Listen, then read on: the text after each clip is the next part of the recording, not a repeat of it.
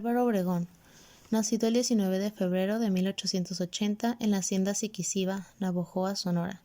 Fue el más pequeño de 18 hermanos, de los que 5 murieron de sarampión, hijo de Francisco Obregón Gámez y de Zenobia Salido Palomares. El mismo año de su nacimiento quedó huérfano de padre y al estar ausente su madre, fue criado por sus hermanas mayores, Zenobia, María y Rosa.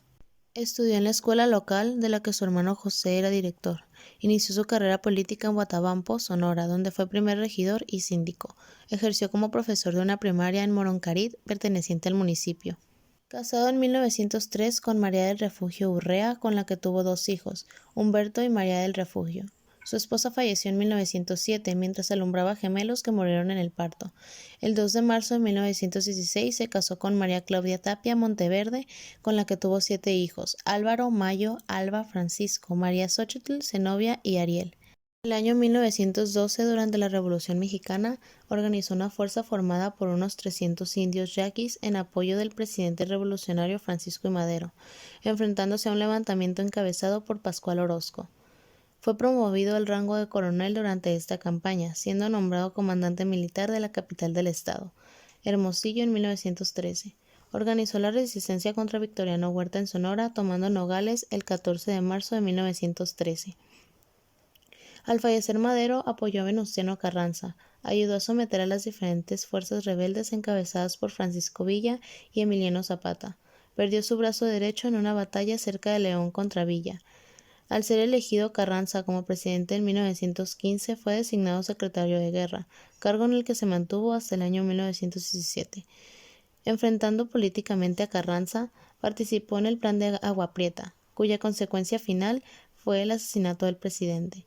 Al verificarse las elecciones de poderes federales, resultó triunfador el general Obregón, que se hizo cargo de la presidencia en 1920 en noviembre. Después de ser reformada la Constitución que lo impedía, fue reelegido presidente en 1928. Antes de poder tomar la posesión del cargo, fue asesinado en un banquete que se celebraba en su honor el día 17 de julio de 1928 en el restaurante La Bombilla, de la Ciudad de México. Un dibujante se le acercó para mostrarle una caricatura suya y mientras Obregón la observaba le disparó a quemarropa. Elías Calles Campuzano Plutarco, hijo de Plutarco Elías Lucero, abogado, y de María de Jesús Campuzano. Nació en Guaymas, Sonora, el 25 de septiembre de 1877. Muy pequeño quedó huérfano de madre, además de sufrir el abandono de su padre, por lo que pasó a vivir con sus tíos María Josefa Campuzano y Juan Bautista Calles, que es de quien tomó su segundo apellido. Su abuelo fue José Juan Elías Ruiz, coronel juarista, que fue gobernador de Sonora. Sus estudios primarios los realizó en Hermosillo. Después escogió la carrera del magisterio, por lo que en 1893 se tituló de maestro en la escuela de Benigno López Sierra. En 1894 comenzó a trabajar como ayudante en el Colegio Sonora, llegando a ser inspector de las juntas de instrucción pública. En 1899 regresó a su ciudad natal, donde fue profesor en la Escuela número 1 para varones, además de iniciar su colaboración con el periódico Siglo XX y en la revista escolar, en las que trabajó entre 1899 y 1903. A los 20 años se relacionó con Josefina Bonfiglio, con la que tuvo un hijo, Roberto. Más tarde tuvo una relación con Rosario Gómez, que estaba casada con su amigo Manuel Fuentes. El 24 de agosto de 1899 contrajo matrimonio civil con Natalia Chacón tras el fallecimiento de su primera esposa, Francisca Bernal. Tuvieron 12 hijos, Roberto, Rodolfo, Plutarco, Bernardina, Natalia, Hortensia, Ernestina, Elodia, Josefina, Alicia, Artemisa y Gustavo. Durante 1920 tuvo una aventura con Amanda Ruiz. De esta relación nació Manuel Elías Calles Ruiz. Su esposa falleció en 1927 y 3 años después se casó con Leonor Llorente, con quien tuvo 2 hijos, Plutarco José y Leonardo Gilberto. En 1911 fue comisario de Agua Prieta, donde malogró un levantamiento magonista, y en 1912 se unió a las fuerzas revolucionarias en el gobierno de Francisco I. Madero contra la rebelión de Pascual Orozco. Abandonó su carrera de maestro para participar en 1903 en el levantamiento encabezado por Venustiano Carranza contra el presidente Victoriano Huerta, luchando a las órdenes de Álvaro Obregón. Fue comisario de Puerto Guaymar y más tarde ocupó el cargo de gobernador de Sonora. El presidente Carranza le encargó la Secretaría de Industria y Comercio. En el año 1920 se retiró del gabinete para dedicarse a preparar los trabajos electorales para la candidatura a presidente de Obregón. Al ser elegido presidente, le nombró jefe de la Secretaría de Gobernación. En 1923 se retiró para preparar su propia gira electoral como candidato a presidente de la República. Fue presidente de los Estados Unidos mexicanos desde el 1 de diciembre de 1924 hasta el 30 de noviembre de 1928. Fue un gran orador. Su discurso más importante fue el dirigido al Congreso de la Unión, el 1 de septiembre de 1928, y que dio origen al Partido Nacional Revolucionario. Fue el primer presidente institucional de la Revolución Mexicana. Murió en la Ciudad de México, en el Sanatorio Cowdray, tras una operación de las vías biliares, el 19 de octubre de 1945 a las 14:40 horas. Fue sepultado en el Panteón de Dolores. El 20 de noviembre de 1969 sus restos fueron trasladados al Monumento de la Revolución. El gabinete de Álvaro Obregón estuvo formado por los titulares de las Secretarías de Estado nombrado por este durante su periodo presidencial, del 1 de diciembre de 1920 al 30 de noviembre de 1924. Secretaría de Relaciones Exteriores. Cuthberto Hidalgo, 1 de diciembre de 1920 al 14 de enero de 1921. Aaron Sáenz, 15 al 27 de enero de 1921. Fue un abogado, político y militar mexicano. Fue diputado, embajador de México en Brasil, subsecretario de Relaciones Exteriores con Adolfo de la Huerta, subsecretario encargado del despacho con Álvaro Obregón y secretario de Relaciones Exteriores con Plutarco Elías Calles. Alberto G. Pani, 27 de enero de 1921 al 26 de septiembre de 1923. Destacado político, ingeniero civil mexicano y experto en política económica, que durante la época post-revolucionaria ocupó diversos cargos, entre los cuales están los de secretario de Industria, Comercio y Trabajo, secretario de Hacienda y Crédito Público, secretario de Relaciones Exteriores, así como embajador de México en Francia y en España. Secretaría de Guerra y Marina, Benjamín G. Hill, 1 al 14 de diciembre de 1920.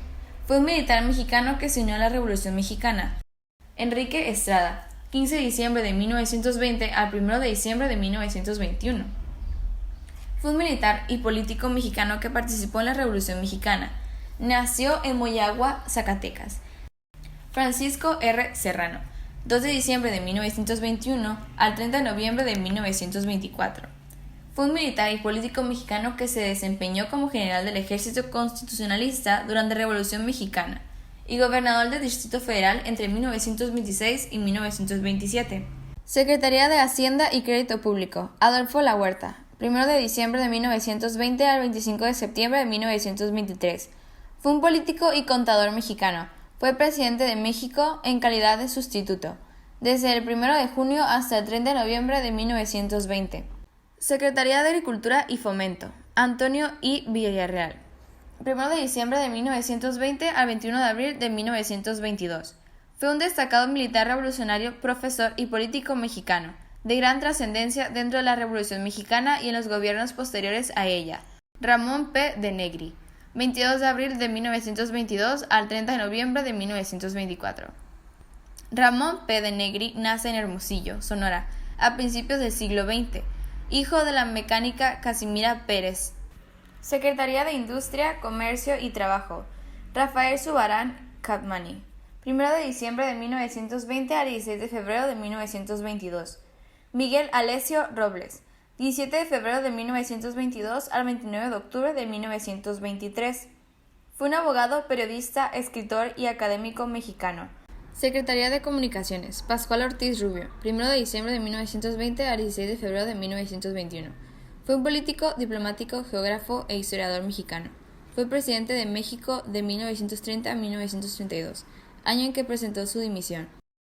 Las Secretarías de Estado de México son el conjunto de ministerios o despachos, conocidos en el país como Gabinete Presidencial.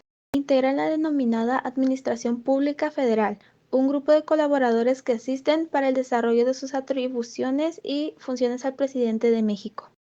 El gabinete de Plutarco Elías Calles estuvo conformado por las Secretarías de Estado de México en su periodo presidencial del 1 de diciembre de 1924 al 30 de noviembre de 1928. Su gabinete estaba conformado por secretarios de Gobernación, Emilio Portes Gil y Adalberto Tejada Olivares. Secretarios de Relaciones, Aaron Sáenz y Genaro Estrada. Secretarios de Hacienda, Alberto Pani y Luis Fernando Maldonado. Secretario de Guerra y Marina, Joaquín Amaro Domínguez. Secretarios de Agricultura, Luis León, Adalberto Tejada y Eduardo Ortiz. Secretarios de Comunicaciones, Ramón Ros y Luis Morones. Secretario de Industria y Comercio, José Manuel Puig Casaubranch. Secretarios de Educación Pública, José Manuel Puig Casaubranch y Moisés Sáenz. Puntos positivos sobre el gobierno de Álvaro Obregón. El presidente Álvaro Obregón fue el estratega militar más sobresaliente de la Revolución Mexicana, pues se dice que nunca perdió ninguna batalla. Su figura sobresale por haber iniciado la reconstrucción del país y consolidado el poder del Estado Nacional posrevolucionario. Su figura política y militar se acrecienta sobre todo por haber enfrentado exitosamente a los caudillos sublevados, desafió a la Iglesia Católica que deseaba mantener privilegios y no reconocía la Constitución política. Creó la Secretaría de Educación Pública e impulsó el sistema educativo federal con un sólido apoyo de la cultura con sentido nacionalista. Obregón consolidó las alianzas del Estado con las organizaciones populares, campesinas y obreras, e impulsó los ideales más avanzados y progresistas de la Constitución de 1917. También buscó aplicar los contenidos avanzados progresistas de la Constitución mexicana en términos de la reforma agraria de los derechos laborales.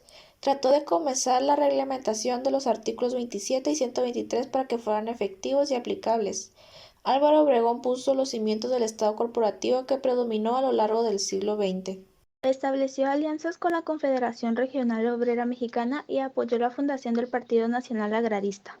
Estableció una alianza con estados surgidos de la Revolución y las organizaciones campesinas y trabajadoras que son los cimientos del Estado corporativo mexicano del siglo XX, que le dio legitimidad y estabilidad política.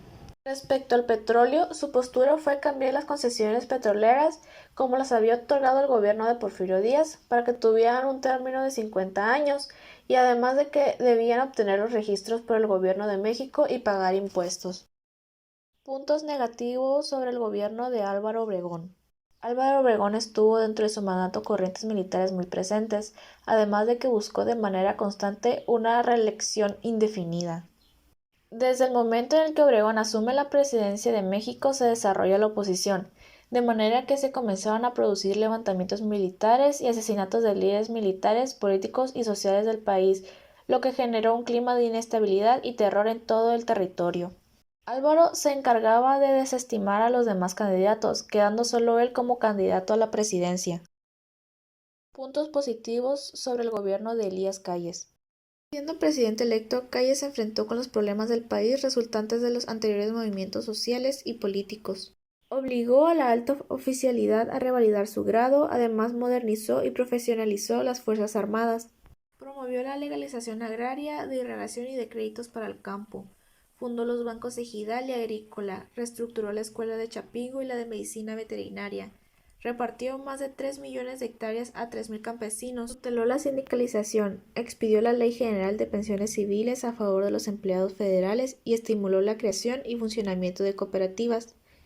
Respaldó al movimiento obrero mediante la Confederación Regional Obrera Mexicana y el Partido Laboralista. Durante su gobierno se construyó la carretera México-Puebla y se iniciaron la México-Acapulco y la México-Pachuca. Se terminó el ferrocarril Sur-Pacífico, se reorganizó el servicio postal, inaugurándose la primera línea aérea de correos México-Tuxpan-Tampico. Se estableció la comunicación telefónica con Estados Unidos y Gran Bretaña y se realizaron leyes sobre las comunicaciones. Se creó la Comisión Nacional Bancaria, se expidió la Ley General de Instituciones de Crédito y se fundó el Banco de México, única institución autorizada para emitir monedas. Puntos negativos sobre el gobierno de Elías Calles. Durante su mandato se inicia la llamada Guerra Cristera debido al artículo 27 de la Constitución, pues la Iglesia debía registrarse para poder ser oficial y pagar cuota al gobierno. Elías Calles hizo cumplir dichas medidas por medio de la fuerza, lo que hizo que se agraviara el conflicto. La Guerra Cristera tiñó de rojo el suelo mexicano por 3 largos años. Durante este periodo se enfrentaron creyentes y militares del gobierno de Plutarco Elías Calles. Elías Calles había impuesto leyes que limitaban la libertad de culto y en ello la libertad de expresión. Sin embargo, no solo los cristeros sufrieron las consecuencias de una guerra que marcaría su vida para siempre, sino también militares y civiles ajenos a la lucha. La Guerra Cristera comenzó cuando Plutarco Elías Calles modificó el Código Penal de la Constitución de 1917. Calles instauró lo que conoces como Ley Calles el 21 de junio de 1926. En esta ley se buscaba reducir el número de sacerdotes, restringir las relaciones del culto religioso y aminorar las libertades de los creyentes. Además, se buscaba prohibir las manifestaciones de fe fuera de hogares y expropiar las propiedades y bienes de la Iglesia. Sin embargo, con lo que no contaba el gobierno era con la fe y el valor de todos los católicos, protestantes y hasta no creyentes que estaban dispuestos a levantarse en armas e incluso perder la vida, todo por conservar la libertad de ser y de creer. Aunque cabe mencionar que los cristeros no solo fueron víctimas sino también victimarios, pues al enfrentarse contra los militares no tenían piedad alguna.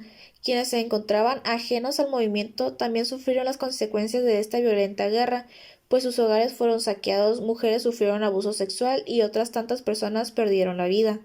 El enfrentamiento duró de 1926 a 1929 y dejó aproximadamente 250.000 pérdidas humanas.